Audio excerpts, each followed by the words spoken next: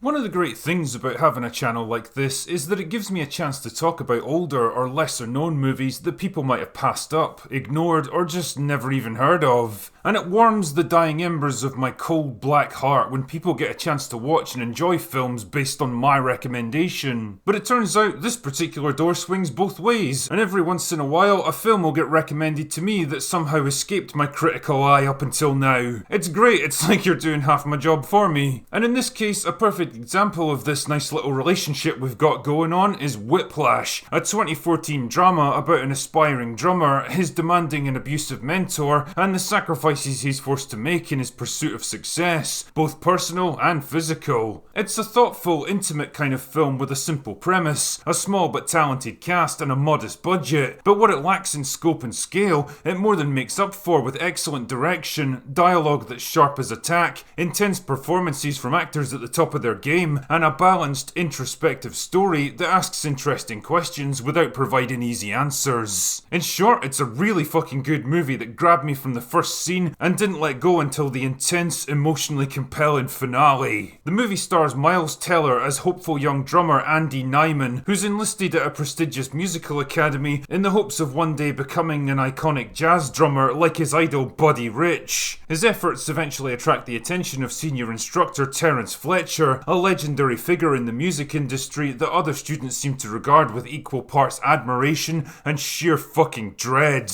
Fletcher spots potential in Andy and gives him a spot on his jazz orchestra. Unfortunately, he soon reveals himself to be an abusive, aggressive slave driver, constantly berating and humiliating his students and demanding absolute dedication from each and every one of them. Anyone who doesn't match his high standards is ruthlessly cut from the band. Anyone who shows a hint of promise is tested to their mental and physical breaking point, as Andy discovers himself after a grueling session to earn a top spot. But the harder Fletcher pushes him, the more determined Andy becomes to succeed.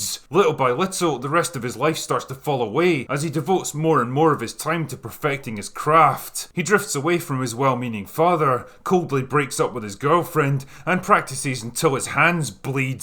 Then just keeps going. But are all these sacrifices ultimately worth it? Is Fletcher building him up into something better, or breaking him down just because he can? Is he really a talented musical prodigy searching for the next great performer, or just a bitter and abusive old man tormenting people for his own sadistic amusements? These are the questions at the core of Whiplash, and finding the answers to them is a fascinating little journey, helped in no small part by a pair of incredible performances by Teller and Simmons. Miles Teller got off to a bit of a rocky start with high-profile bombs like Fant Four Stick and those shitty Divergent movies that kinda blighted his early career and made him look like an actor punching above his weight. He's not conventionally handsome, and he doesn't have the kind of dominating screen presence you tend to look for in leading men, but he absolutely excels at playing quiet, emotionally intense characters like this one. He's a bit like Paul Dano, except he doesn't have that creepy serial killer vibe about him. Andy's kind of a loner with no friends, few interests, and really not much of a life outside of music. The only time he spends with his father is occasional trips to the movies, a place where you don't really have to speak to the person next to you, and when he finally plucks up the courage to ask a girl out, their first date is a stilted, awkward experience where neither of them knows what to say. They're two very different people struggling to find common ground, one aimless and conventional, the other driven and obsessive. Even at a family dinner, it's pretty obvious Andy's the outsider of the group, neither understanding nor respecting the people around him. The only time he really comes alive is when he's playing, and holy shit, talk about a performance. Teller's able to convey everything from elation to determination to fear and despair as he works through his routines. You can see the mental and emotional toll it's taking on him, not to mention the sheer physical suffering involved. Teller's a former drummer, so it helps that he's actually able to do these scenes himself, and his final improvised solo is one of the most impressive pieces of physical performance I've seen in years. It's like a battle between the two men,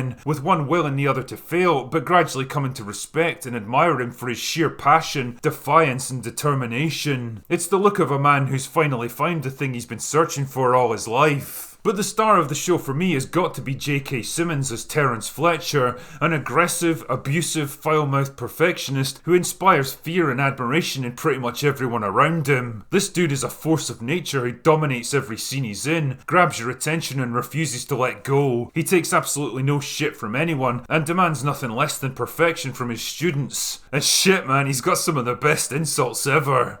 I've carried your fat ass for too long, Matt, so I'm not gonna have you cost us a competition because your mind's on a fucking Happy Meal instead of on pitch. Unfortunately, this is not a Bette Midler concert. We will not be serving Cosmopolitans in Baked Alaska, so just play faster than you give fucking hand jobs, will you please? You are a worthless, friendless, faggot-lipped little piece of shit whose mommy left daddy when she figured out he wasn't Eugene ONeill.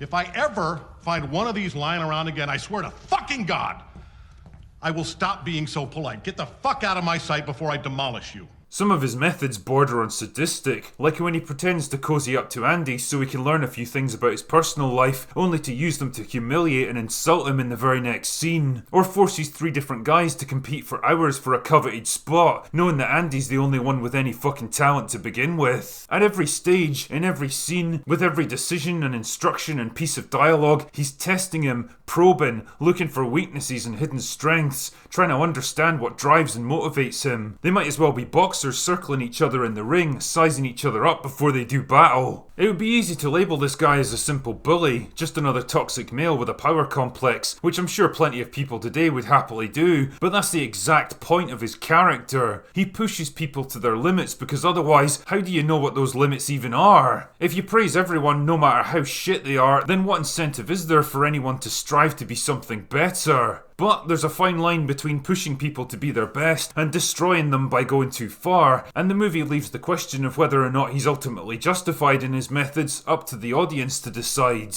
And to be honest, I'm perfectly fine with that. For me, Whiplash was a fucking fantastic movie that captivated me from start to finish, kept me engrossed with smart dialogue and intense performances, and even raised some pretty interesting questions without feeling the need to spoon-feed me easy answers. It's a film I'm very glad that I finally made the time to watch, and if you haven't seen it, then take the drinker's recommendation on this one and give it a try. Anyway, that's all I've got for today. Go away now.